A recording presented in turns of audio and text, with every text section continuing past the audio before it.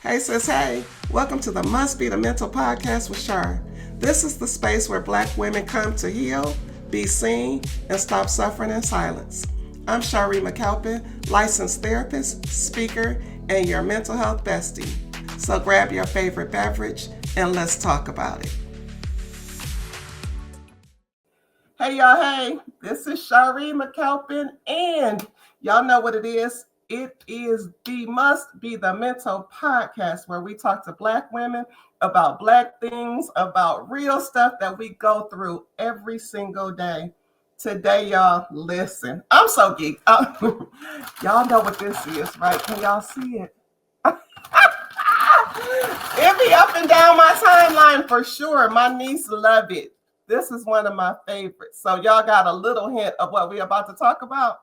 Anyway, let me get y'all together. Before we even get started, let me tell y'all today we got a special treat.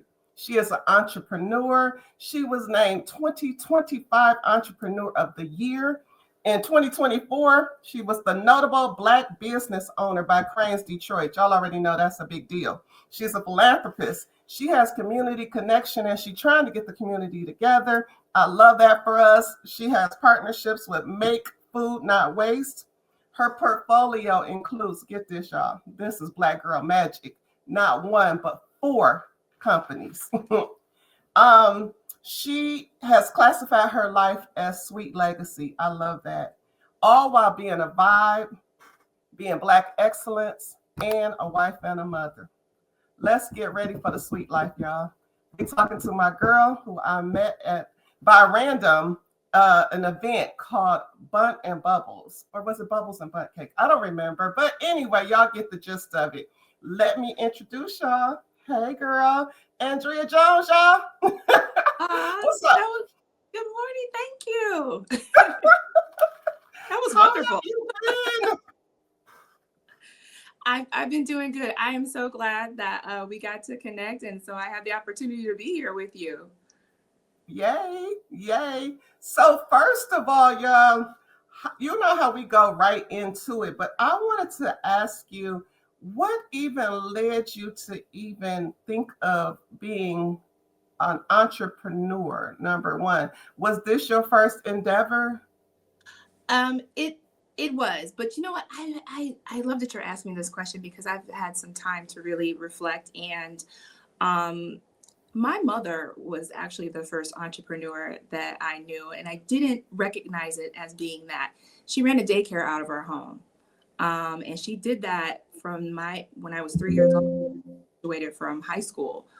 And so I watched her hustle and just be super organized and run that business and still take care of me and my brother. So my mother was the first entrepreneur in the family, and then my father has been in automotive for many, many years. He's one of the Black godfathers of automotive in Metro Detroit, Okay. and he had his own business as well, and it opened up in 2006. And so I did spend time working with him. We were an automotive supplier, so I did get to see both of my parents in that entrepreneurial role. And so I didn't have as much, I guess, fear about jumping in and taking that risk of becoming an entrepreneur myself. I love that because we be forgetting, or we don't even have titles or know what it is. Like we know stuff now, like we call it the entrepreneurship. But when we little, we don't know what we looking at, or nobody says that to us as kids. So I'm so grateful, I believe, now to be able to give this language to our kids so that they know what they're looking at and they just don't take it for granted or think years down the line, oh, that's what that was. So yeah, girl, I love that. So Absolutely. what were you doing before this? So I have a sales and marketing background. When I graduated from college, I went straight to Ford Motor Company, and I worked in the Lincoln Mercury division. And I was there for 4.5 years. And then I went to what is now known as Rocket, what was previously Quicken Loans. Oh For yeah. yeah, and then went back into auto in the HR, and then moved into learning and development, which is really my passion. I was the director of organizational development when I exited automotive and went into nothing but cakes. Wow. All right, girl. Look, like I told y'all, it's an extensive list. We usually have those before we realize that, or not even realize, but before we jump into something that can be life changing, specifically for our families, I think. Were you married at the time that you started your new endeavor? I was. So I met my husband at Ford in our training. When you first start, you have to go through training for weeks and weeks and weeks, and they bring everyone from all over into Dearborn. So he was from Colorado, and I got to meet him. Not Colorado, girl. I know, right? Never thought I'd marry a boy from Denver. Didn't think that. But yeah, so he moved to Detroit to marry me. We dated long distance for 2.5 years, and so both being in the company, we were both performing well, and they made the move for him to come to Detroit. So then we got married. But I have always been someone who's very passionate and not afraid to take risks, especially when I believe in them. I follow my gut, and I was introduced to this brand with my cousin. We were traveling for work and went to Dallas. We used to have a plant in Arlington, and they were given as a gift. And once we got to taste them, we're like, wait a minute, there aren't any of these in Michigan. Wait a minute. Okay. So, she's not, we're our moms are identical twins, but we're very much different. So I'm the optimist, the risk taker, the people person. She's more of the reserved and organized and operations person. And so I basically, if I'm gonna tell the truth, I bullied her. I used to say the word convinced. I bullied. So bully was the right word. You made her. We need to know this. I'm gonna be here right with you, but you 5 years older than me, so your 401k is bigger. So you go first, and then I'll be here with you. That's what happened. She opened, as in I had sweat equity, no financial equity in the first Metro Detroit, but she opened in Novi November 2017, and I was right there next to her the entire time. Yeah. That's so wild. When I came to your event, like I said, it was super random, just looking on Eventbrite like I always do to see what pops up. And your event popped up, and I'm like, oh, that seems like fun. And then I'm like, wait a minute, not my people that we go to all the time having snacks is Black owned. Like, why don't we know that? Like, that's crazy to me. I'll tell everybody now whenever I get a chance. I'll be like, Well, I have stepped out a lot more. So my cousin opened in the first bakery in Novi, and I just mentioned that I'm the risk taker of the duo. She was not ready to open another bakery, and I knew it was taking off and was going to be big. And what you do is you buy territories when you buy a location, and I didn't want those to get purchased up by other people before we can get to them. So I went ahead and just checked to see if I could qualify, and I did, and they approved me. And then I was like, now I got to go tell my husband that I just signed up to buy a bakery. Andrea, you ain't about to tell me you signed up to do no bakery, and before you even told him. Okay, risk taker, like, listen, I'm doing it. I'm just gonna let you know. Like, I didn't know. Like, oh my God. That probably wasn't I'm gonna go ahead and say that wasn't the right way to do it, but I just told you how passionate I am, and when I feel something in my gut and I know we gotta go, I have a lot of faith and belief in what I can do. Like I told my cousin when we got started, when I bullied her, I said, listen, we're gonna bet on somebody, we're gonna bet on you and me. I'm gonna bet on myself. I know what I can do. So I wasn't afraid. Exactly. Now he had to catch up, but I was ready to go. Girl. You know what's interesting is that you, when you specifically say what you're talking about, you put bakery on the end of it. Like for us or for me, when I'm talking to people, we generally just say nothing but cakes, right? We don't put the bakery part on it. So I remember you were talking about that it's actually a bakery, not just the cakes. Yes, absolutely. So right now I have 4 locations that I own 100%. I don't have any partners.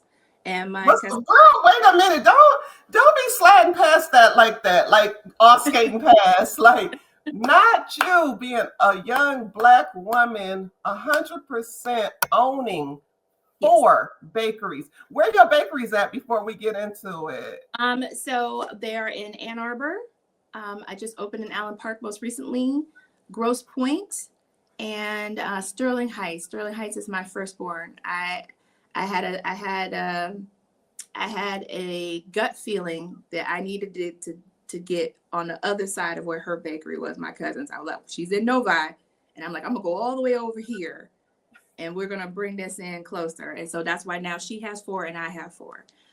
So we're holding down Metro Detroit between the two of us. There's a lot of bakeries in Metro Detroit, and there's 8 between the two of us. So, but yeah, so like yes, hers are 100% owned by her, mine are 100% owned by me.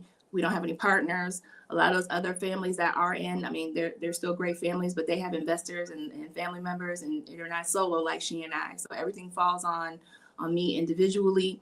I had my husband's support, but I had to take, control. I had to be in control of the entire thing because I'm the one taking this big risk. So yeah, and so I wouldn't have it any other way. Actually, it is harder because when you have to make all those difficult decisions and working with finding the right people, all of that falls on me.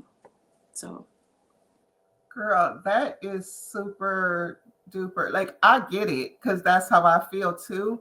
I feel like that's our connection for Black women is that we gonna go for it, and we can't really put our heads around other people having this input to try to stop us from what we know, because then it gets murky. Like for me, don't it's tell like, me I can't do something. yes.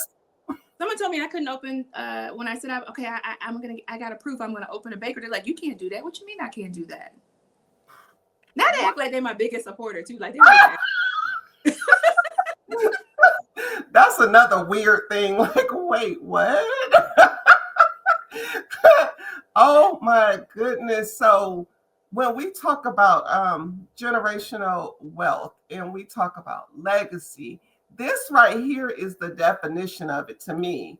That the fact that not only did you decide, because I say in my own life and in my practice, that it starts with a decision. Like once you get in your mind, like I am going to, then everything else is like foundational. You build upon it. But to have 4 bakeries and then your cousin to also have 4, like literally that is 8 100% owned businesses. Like it literally, I don't know why it really stuck with me, but I actually am loving this whole journey of 100% ownership. Me being, because look, if it fail, I fail 100%. If it's going to thrive, it's 100% on you. Taking that ownership can be hard mentally when you are dealing with it on your own. How does your mental health play into this? Well, it definitely plays a big role. I'm not gonna lie to you. Yes, there are bakeries. We bake on site, fresh daily, every day, and there's a lot of work that goes into producing that much cake. My Sterling Heights location is the #1 selling nothing but cakes in the state of Michigan. That volume I have to keep up with. Girl, see, I feel like in your head, you feel like we already know this, or that is something that is generic, like we should, like, yeah, that's what it should be. Like, this is what I intentionally planned on. So just slide back a little bit and say it a little slower that your store is what? It's the #1 selling nothing but cakes in the state of Michigan. That's out of 13 bakeries. Mine's #1 in sales. Baby. Baby. Yeah, Yes. so very proud of that. And that's my first one that I took that big risk on and spent that time building up. And absolutely, my mental health was challenged for sure. Like when you take that much, and I'm a mom. When I signed up to go with my cousin, telling her I would support her in this, I just knew that that's what I was going to do. I'm a loyal person. This is family. This is about us doing something bigger. It's a product that I knew is excellent. How can you not stand behind that? Right. And so when I went with her, they require you to do 4 weeks of training in Dallas because that's where the big company headquarters is. And so I had to leave my family. I had 3 small kids and a husband and a job, and I took a leave, and Yeah. I was in Dallas with her for 4 weeks. I missed my 40th birthday, my wedding anniversary, and my family vacation to do this. Okay. Yeah, There's you see commitment. Let's talk about yeah, commitment. just Yeah. commitment and just believing in it. And there was a lot of sacrifice, is what I'm getting at. A lot of sacrifice. There's time I missed with my kids. Now my husband held it down, and I'm very appreciative. But I'm not going to act like I didn't feel that.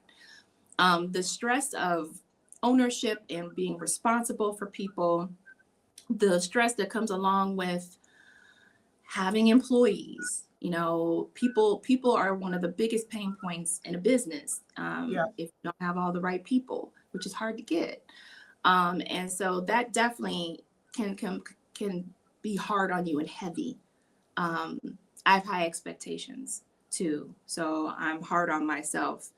Mhm. And I tell people I do my best work when my back's against the wall, but because I thrive in chaos and hard times. That's part of being in auto, right? Line Yeah. gets shut down. We got to figure this out. Get this thing Solutions. going. Yeah, so Yeah. I'm used to that. You know, my mom ran a daycare out of our home. That's as much chaos as you ever see, right? Like, right? Uh-huh. So I'm used to doing that. And what I've learned along the way that challenged me was really trying to make time for myself, because I wasn't doing that in the beginning. I'm not going to sit here and try to tell you I wasn't crying on the floor in the fetal position. Yes, I was. And when the pandemic hit and I decided to stay open, yes, I was then again. Because it's hard. Wait, how did you do that? Like, what were we doing throughout the pandemic? Because all So the food closed and stuff. they did when we had the mandate. I went Yeah. through the mandate like everybody else. That's what we're required to do. But when people slowly started to open up and some people Oh, still stayed closed, I stayed behind. My team, I encouraged them. I had 25 employees at the time. And we opened my location in March of 2019. So it was right before we get into all this stuff with the pandemic. mhm. 25 employees I had at that point, and I told all of them to go home and be safe and to collect unemployment, and I'm going to stay behind. And 5 of them chose to stay behind with me. That's what Wow. we did. So we baked cake, and we gave cake to the hospitals for the nurses and all the teams that were working there. People Mhm. didn't have anywhere to go to really get gifts for people who were ill that they wanted to send to them. So we were available to deliver cake to people to make sure they were well. And it was a hard time. It was like working.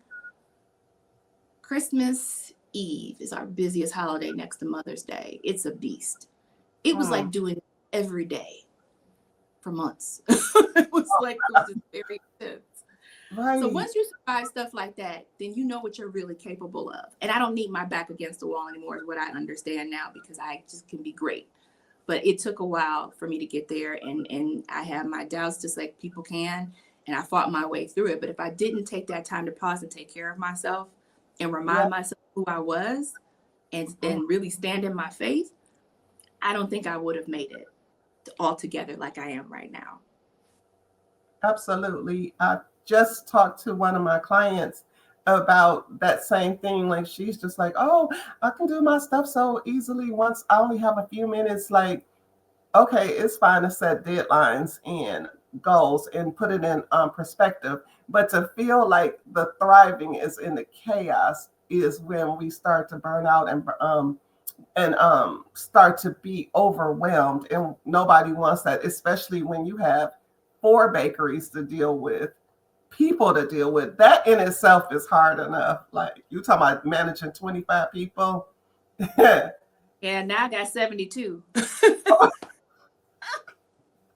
Yes, girl, you okay? All right. Listen, uh, how did you explain? Like, first of all, I wouldn't even known that that would be one of the biggest sales points of Christmas Eve for the bundt cakes, which now would make sense to me because people need desserts and yeah, it makes sense. But that, did you know that? Like, is that on your projection or did you find Yes, out that? yes. It's absolutely a holiday driven business. And we knew going into it that I tell my friends, even though I've been doing this now for 8 years, and I don't know why my closest friends still can't remember. So there's two Super Bowls for me each year, two Super Bowls, okay? The second quarter, right?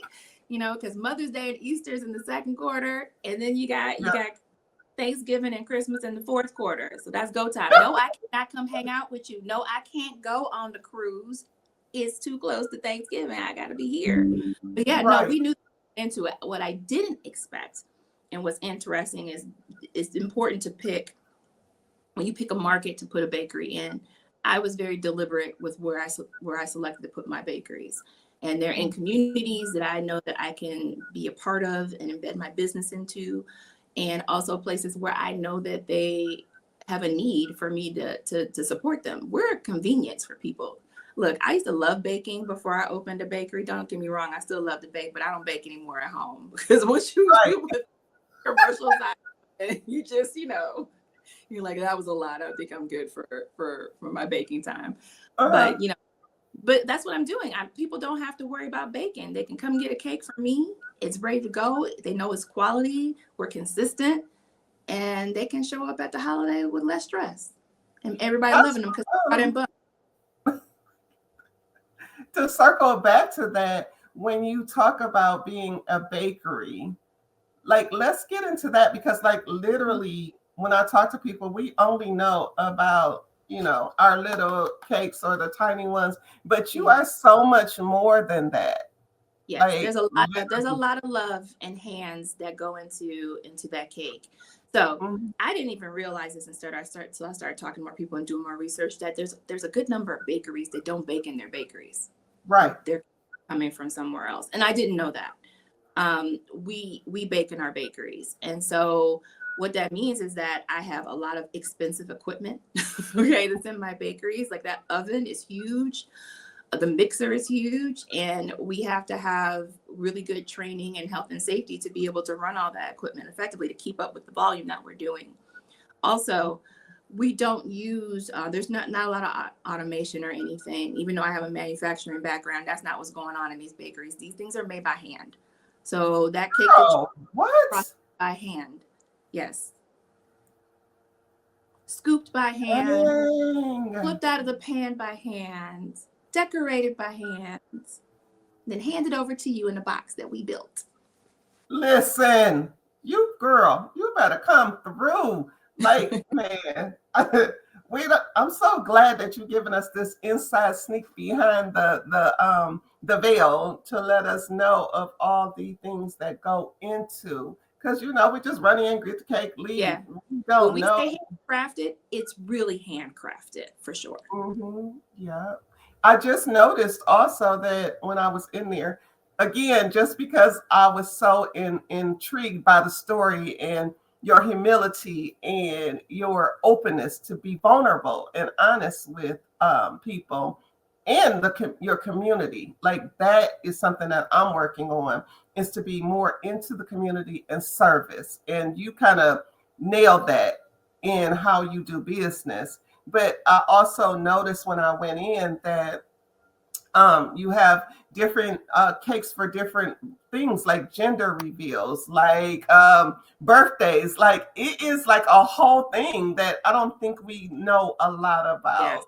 We got every celebratory moment you could think of covered, including just because. Absolutely, absolutely. How is it that you have developed this, or has it always been there, the service generated ideas and community, like you said? And I wanted to get into that, how you strategically decided where you wanted to be at in the community. Yes. So I come from a family of givers.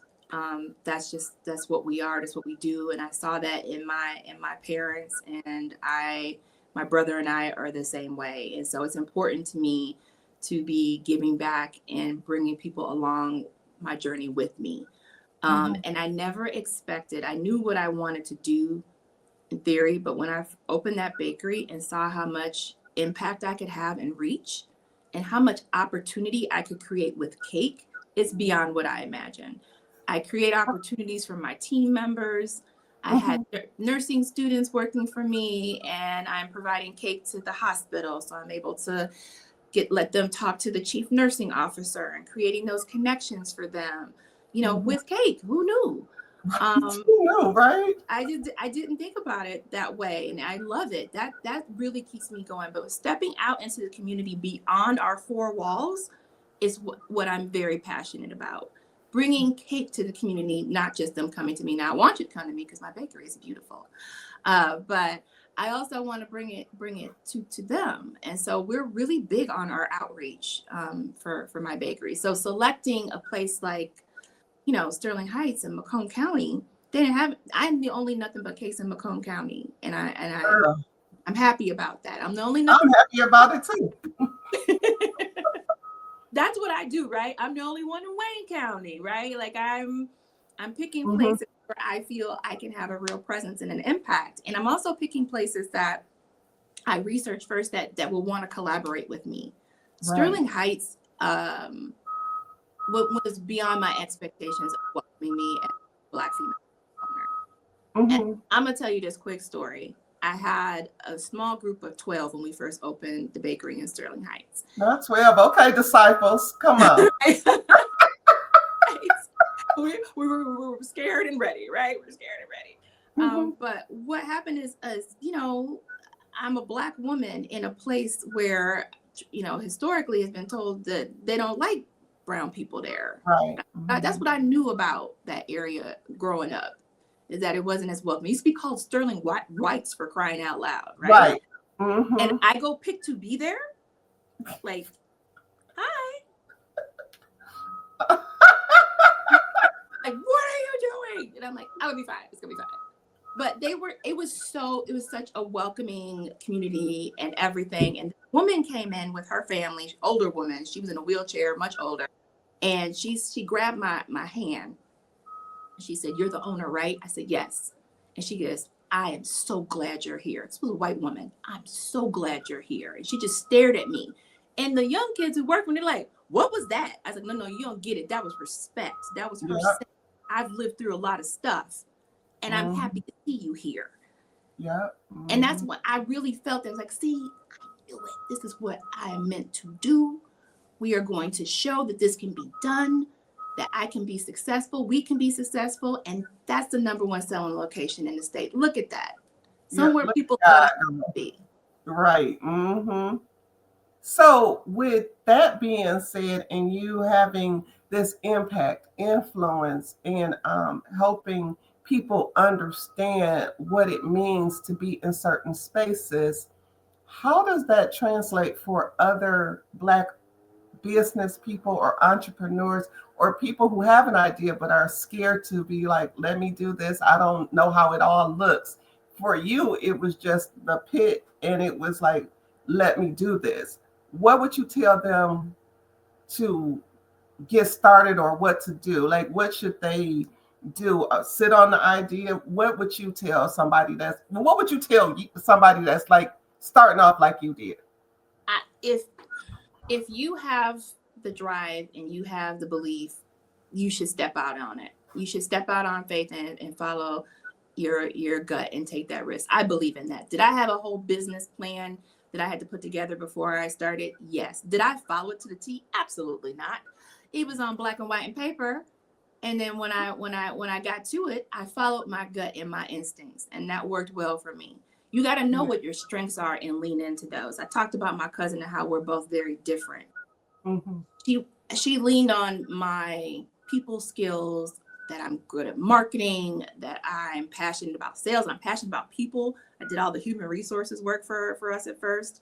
And so we leaned into that. And for her, she was a VP of quality when she left her automotive career. So she's an operations, like, organized person back there.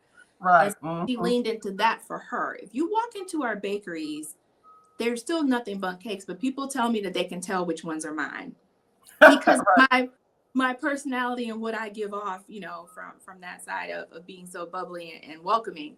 But like, you have to lean into what you're good at. If there's things that you're not good at, you got to have good resources. I'm very resourceful.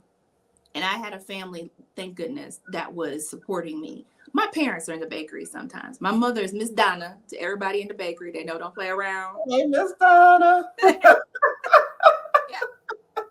My dad, You mentioned you had a brother. Well, you have a brother.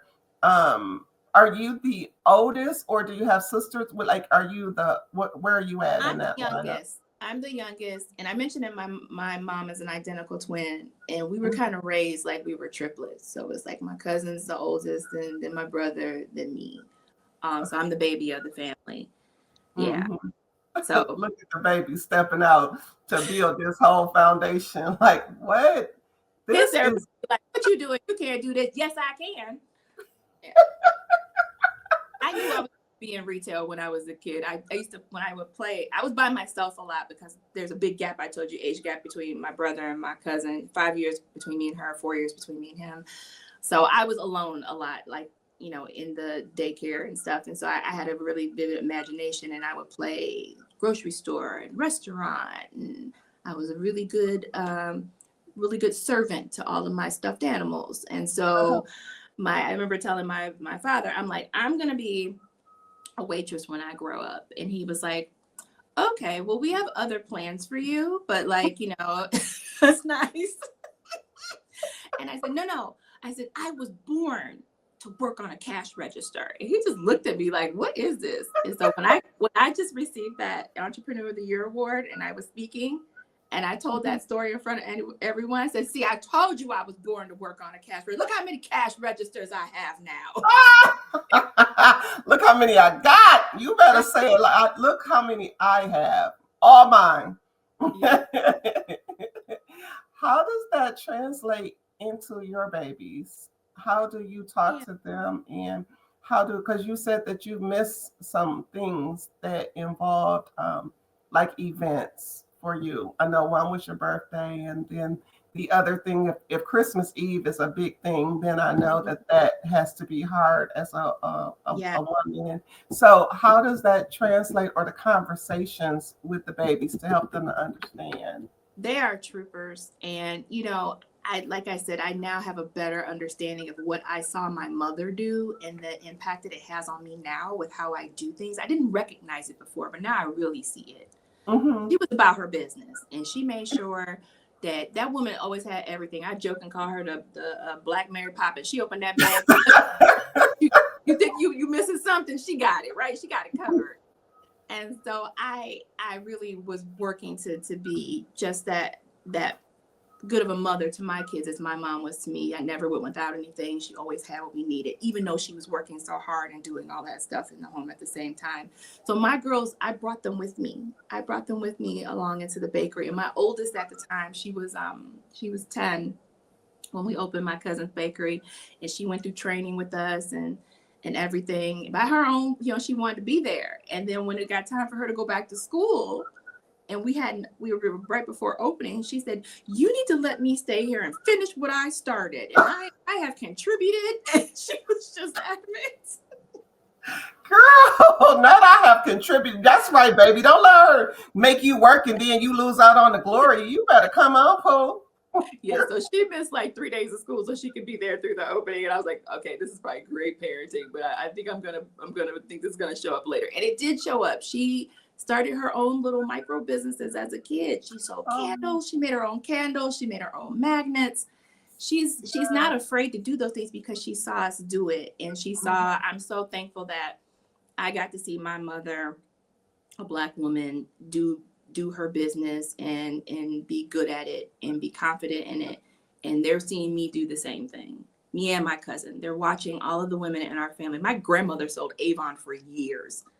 She was like, slanging those lip balms and everything else in the neighborhood. Not slanging them, girl. You talking about slanging them. She had them in her pocket all the time. I swear, we'd be at the grocery store and someone talked, look, you want here? I got this. Like, yeah. Mm-hmm. But you take those things you took them for granted as a younger person, not realizing the real impact that they have. The Black women in my family have been about that business, taking care of our families, being the backbone, being strong, being supportive for everyone, and yet still bringing money to the table with their own businesses. I love that. I really applaud you for showing and talking and helping your children to understand what is going on. I feel like sometimes that's missing in our community. That's what I started making a list or making a foundation so that our kids, when they turn 13, 14, they don't only have the one chance to go out and work in a fast food or work at a grocery store, but to connect them with Black business owners so that they can intern and see maybe this is what I want to do. Or so starting it early. So I love Yeah. that Starting connection, the story early, with your daughter. starting early is very important. So were there sacrifices? There were there times my kids wanted me to be there for something and I missed it? That's true. It happened. But at the same time, what I know because they've told me so, which I am so thankful that they're open and not afraid to share with me. They're very vocal.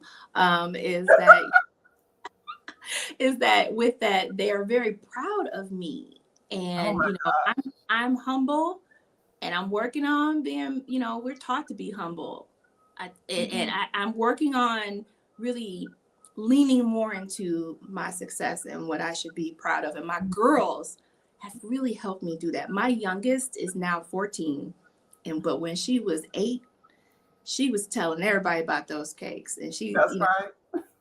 I come to parent teacher conference. You're the one with the bakery because Kyle said da da da da da. She's telling everybody. Mm-hmm. And so I was really proud of that. And she now works in the bakery, which is great Oh, too. nice. They get to see what everyday people experience, being that someone coming into the bakery sad and just need a pick me up, or someone who's getting a gift for someone that's really special that they care about, or someone that just loves our cake and is so excited to be there. They get to see that by working in there with me, and they get to see all the work that goes into it. So there's a pride that comes along with it.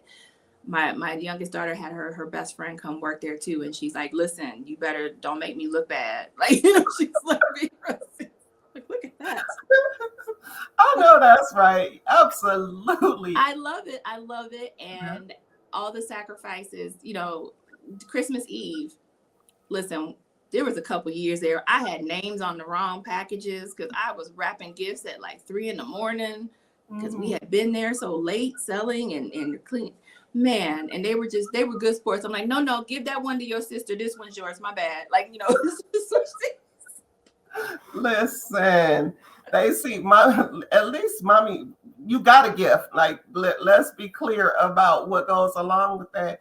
And we all have to sacrifice as mothers. Like I have two kids too. They're adults now, but it's just the thing of you are going to miss something. We only get so many hours, but what you build upon is a structure that you are going to move along this journey with me. So you'll see the fruits of what we're doing. yes, So that's that very is important. amazing.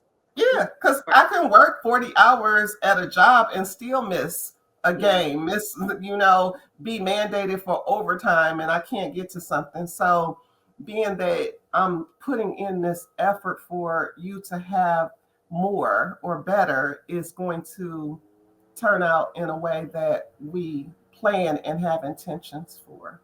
yes, You said something very important.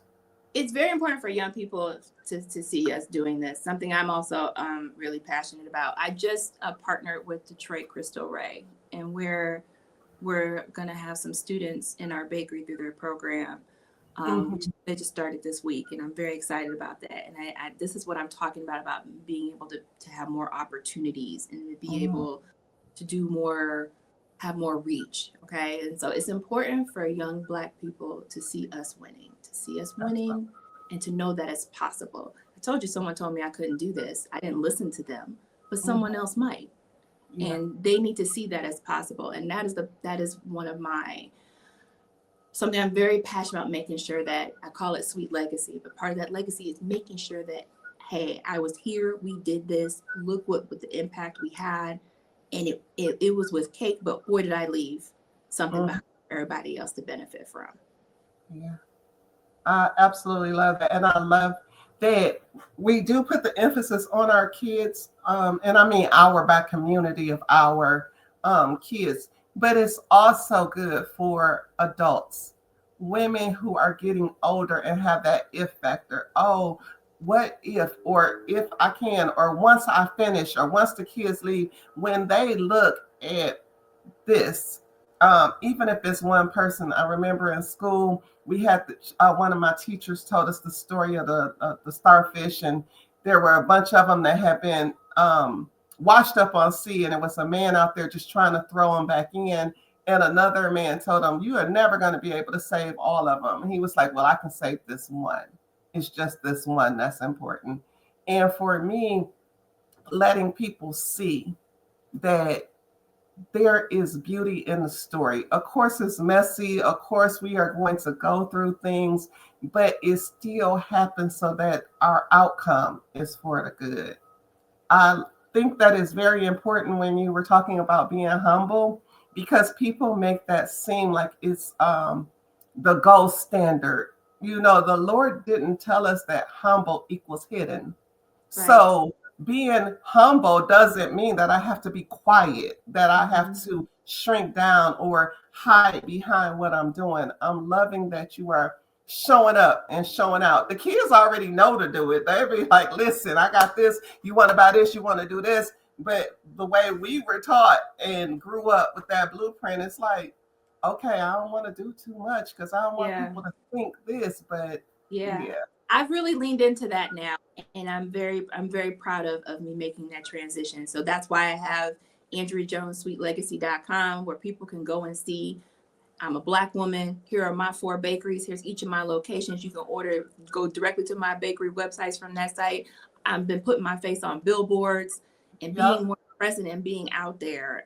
It's a big transition for me, but I think it's important for me to just really lean into who I am and why should you come to my bakery versus any other one? I want you to see me. Yes, and we want you to be seen, sis. That's why I was all on your networking page. Like, hey, listen, what you doing? What you doing? Because my passion is letting our people know that it's not just one thing. We have a whole line of people doing so many different things. You that story about growing up, like, oh, I'm gonna be a cashier, and sometimes we will stop a kid's thoughts of being that because it seems little. But that one little seed is a nugget that God is placing so that it can grow. And I love that you told that story of, I know that I'm gonna be a servant. I know we don't know what that looks like in a moment, but then what? To have 100% ownership, to be a beautiful Black woman, to be a mother and a wife, and standing 10 toes down on ownership and business legacy is amazing. Yeah, that needs to be shouted out for people to hear that y'all could do this too. Like, I am not out here being an anomaly. My cousin is doing it too. Like, our whole family has pieces in our dream. So I love that people can hear your story. Like, girl. It's important to be resourceful too. So, you know, we were talking about mental health and how that was impacted.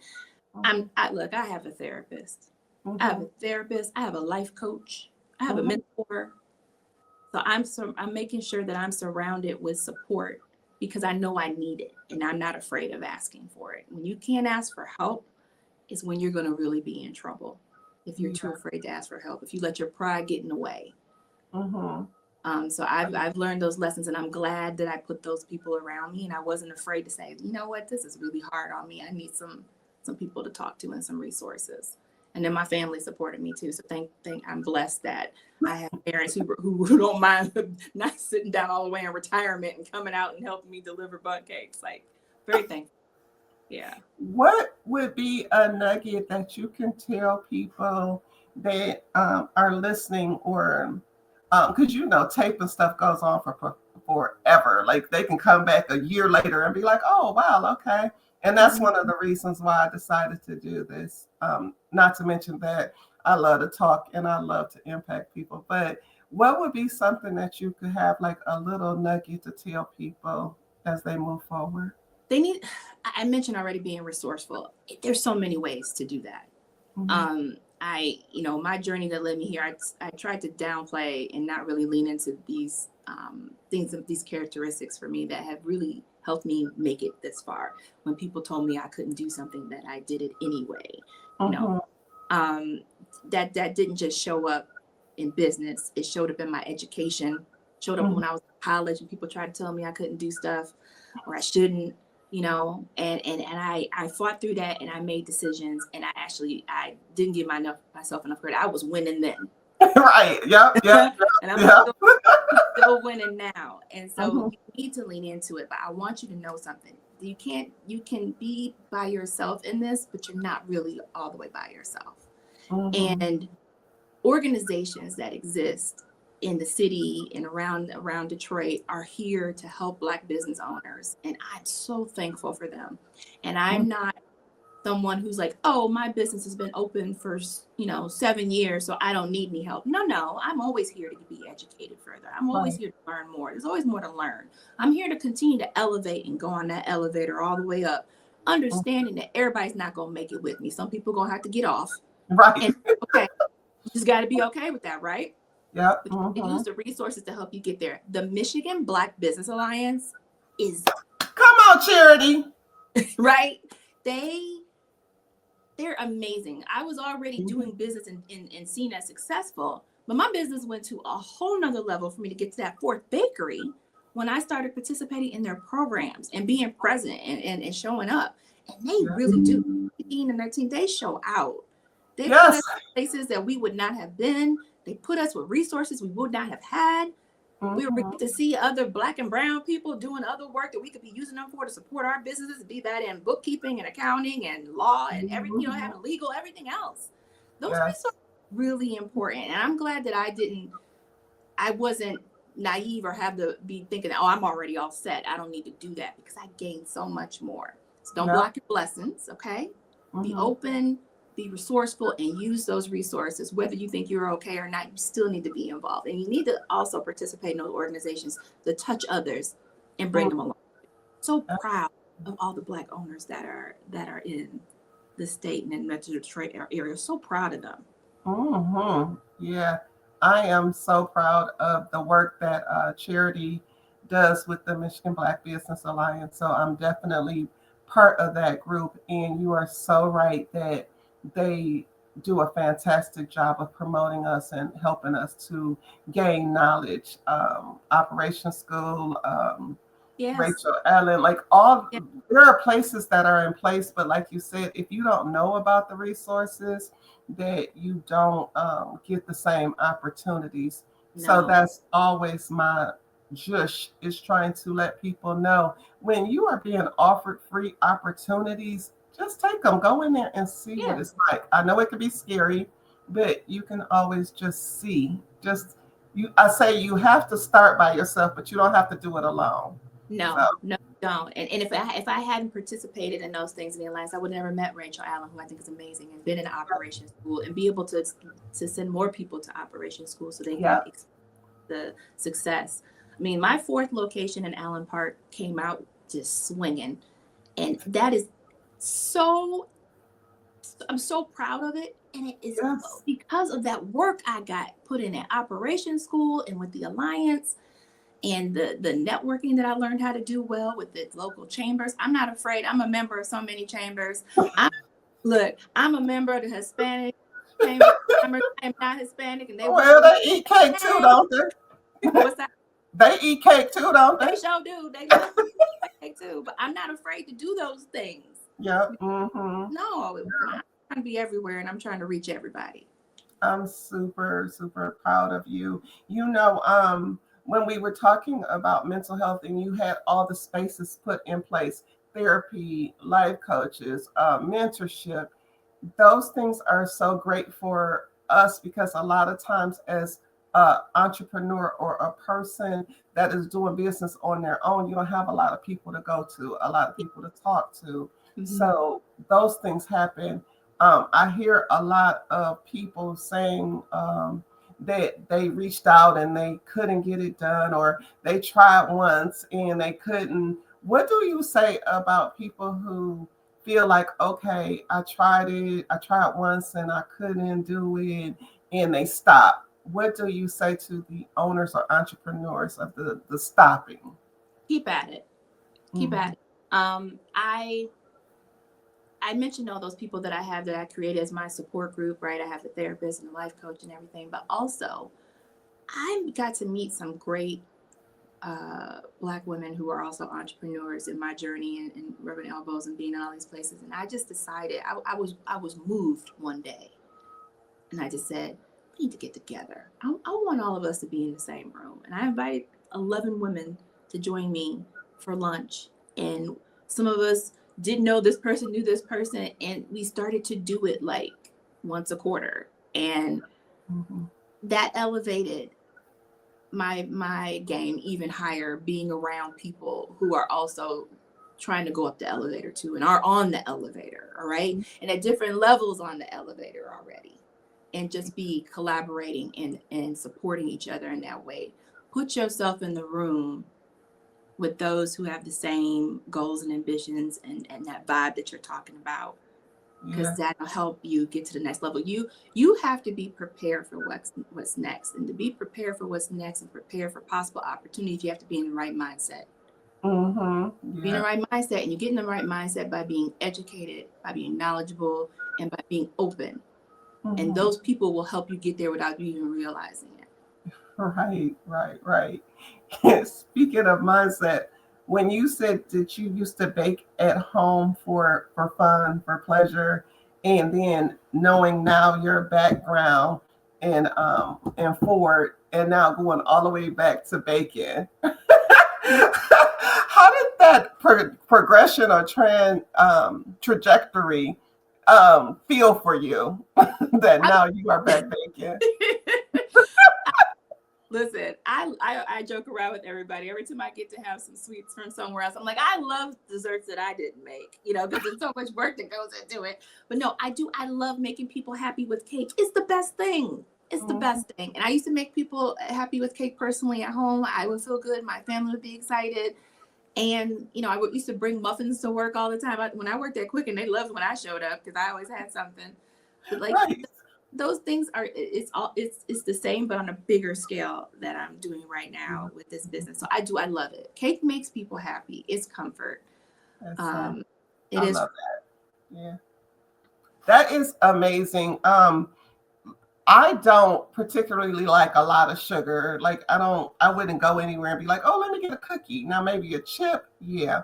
My granddaughter, she literally loves the cake. She's like, oh, we're going to Ultra, then we're gonna go to Nothing But Cakes, and then we're gonna go. I'm like, okay, girl, calm down. Can I get two of the big ones? Like, girl, no, you can get. But however, I still will eat this one. It'll take me a minute to eat it, but because it's so moist and it's so soft, and it just feels good when you eat it. And I tell my clients, because I always want us to celebrate us each Yeah. day. You did something today that you deserve to sit down and enjoy something. I don't care if you just woke up and kept yourself moving. Make sure that you celebrate that. But the cakes are amazing. And I just saw, because I just went to go buy a cake yesterday, that you had this new flavor, the The Snickers one. I'm like, y'all, come on now, not the Snickers. But Yeah. I'm just super amazed and proud of the work and service that you are giving to the community. It definitely is a legacy. So I really appreciate it. Before we leave, one nugget, and how can everybody get in touch with you or your bakery? The locations again. I know that Allen Park is a big one. Is that on the hill or is that on where's the Allen Park It's on location? Otter Drive, so it's across from the hill. It's on the side with the Little Caesars. That Little Caesars stays busy, and so do we.